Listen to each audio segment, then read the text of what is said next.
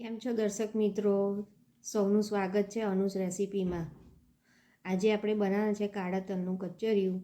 તેના માટે 200 ગ્રામ આ કાળા તલ લઈને સાફ કરી દીધા છે. શેકવાના નથી, તેના કાચા જ રાખવાના છે. તેને મિક્સર જારમાં લઈને અધકચરા વાટીશું.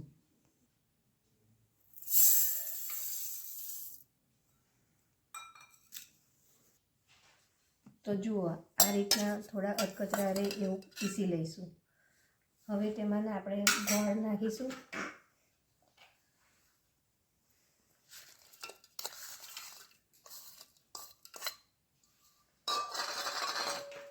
અને થોડુંક ઓછું ખજૂર નાખીશું.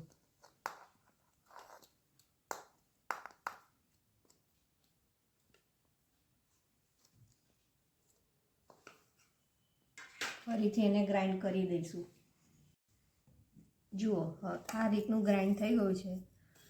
હવે આપણે તેમાં સૂંઠ અને ગંઠોડાનો પાવડર નાખીશું. 2 ચમચી સૂંઠનો પાવડર નાખીશું. 1 ચમચી ગંઠોડાનો પાવડર નાખીશું. ત્યારબાદ તેમાં સૂકા કોપરાનું છીણ નાખીશું અને થોડો તળેલો ગુંદર નાખીશું.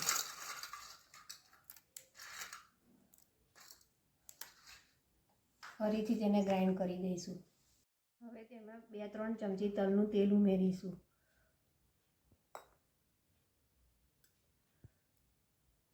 ફરીથી ગ્રાઇન્ડ કરી દઈશું.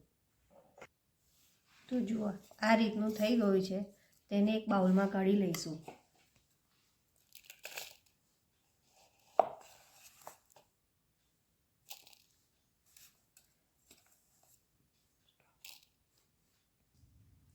આપણે તેને બાઉલમાં લઈ લીધું છે. હવે તેને હાથેથી બરાબર મિક્સ કરી દઈશું.